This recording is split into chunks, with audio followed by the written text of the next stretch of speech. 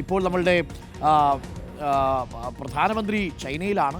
Shanghai സഹകരണ ഉച്ചകോടിയിൽ പ്രധാനമന്ത്രി നരേന്ദ്രമോദിക്ക് വലിയ സ്വീകരണമാണ് കിട്ടിയത്. മാത്രമല്ല അവിടെ എല്ലാവരുടെയും ശ്രദ്ധാകേന്ദ്രം നമ്മുടെ പ്രധാനമന്ത്രിയും ഷീ ജിൻപിങ്ങുമായിരുന്നു.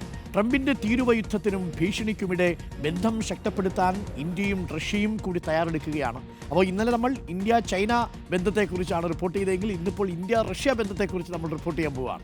പ്രധാനമന്ത്രി നരേന്ദ്രമോദിയും റഷ്യൻ പ്രസിഡന്റ് വ്ളാഡിമിർ പുടിനും ഇന്ന് ചൈനയിൽ വെച്ച് കൂടിക്കാഴ്ച നടത്തും. കൂടിക്കാഴ്ചയിൽ ഭീഷണി മറികടക്കാനുള്ള നിർണായക തീരുമാനങ്ങൾ ഉണ്ടായേക്കും. യുക്രൈൻ യുദ്ധം അവസാനിപ്പിക്കുന്നതിലും ഇരു രാജ്യങ്ങളും നിലപാടറിയിക്കും.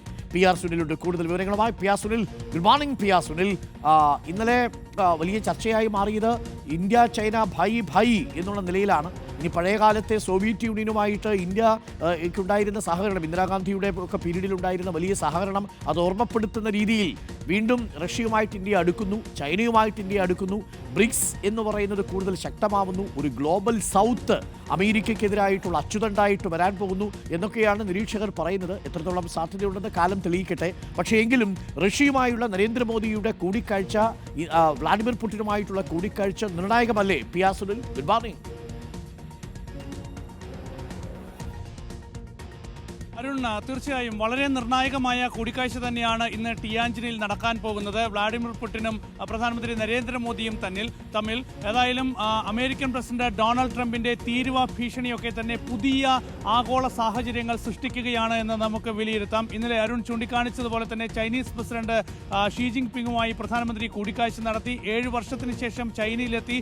അങ്ങനെ ഒരു കൂടിക്കാഴ്ച നടക്കുമ്പോൾ അതിന് വലിയ പ്രാധാന്യം ഉണ്ടായിരുന്നു. ഏതായാലും ഇന്ത്യ ചൈന സംഘർഷ സാഹചര്യങ്ങളൊക്കെ തന്നെ മാറി സൗഹൃദത്തിന്റെ പുതിയ ദിനങ്ങൾ പിറക്കുന്നുവെന്നാണ് ഇന്നലെ പൊതുവെ ആ കൂടിക്കാഴ്ചയെ വിലയിരുത്തപ്പെട്ടത്. മാത്രമല്ല ഇതുവരെ തർക്ക വിഷയങ്ങളായി നിലനിന്നിരുന്ന പല പ്രശ്നങ്ങളിലും പരിഹാരം കണ്ടിരിക്കുന്നു ഇന്നലത്തെ കൂടിക്കാഴ്ചയോടെ. ഈ രണ്ട് രാജ്യങ്ങളും വലിയ സൗഹൃദത്തിൽ മുന്നോട്ട് പോകാൻ തീരുമാനിക്കുകയും ചെയ്യുന്നു.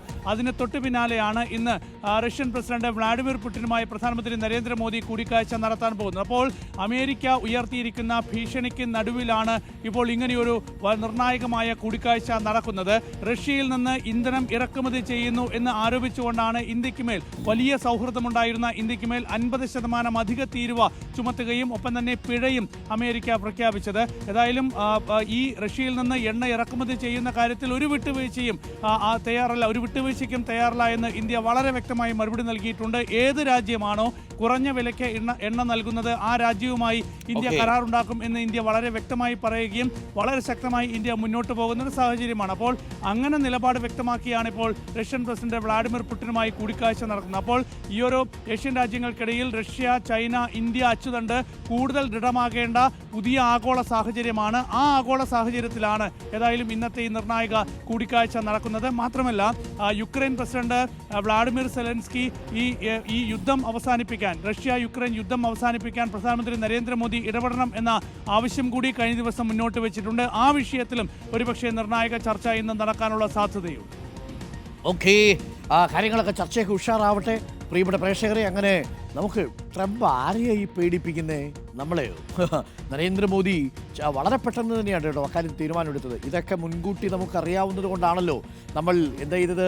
കൻസയിൽ നടന്ന ചർച്ചയിൽ വളരെ വ്യക്തമായി തന്നെ ഇന്ത്യയും ചൈനയും മുന്നോട്ടുള്ള ധാരണയെക്കുറിച്ചൊരു ബ്ലൂ പ്രിൻ്റ് ഉണ്ടാക്കിയിരുന്നു എന്നാണ് നമ്മൾ മനസ്സിലാക്കുന്നത്. അതിനുശേഷം അതിർത്തി പ്രശ്നങ്ങൾ റിപ്പോർട്ട് ചെയ്തിരുന്നില്ല എന്നതും പ്രേക്ഷകർ ശ്രദ്ധിക്കണം.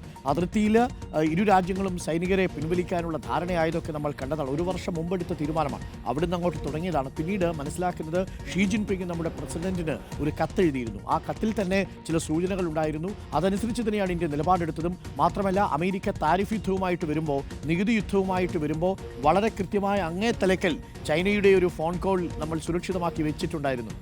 ആരോടാ കളി അല്ലേ?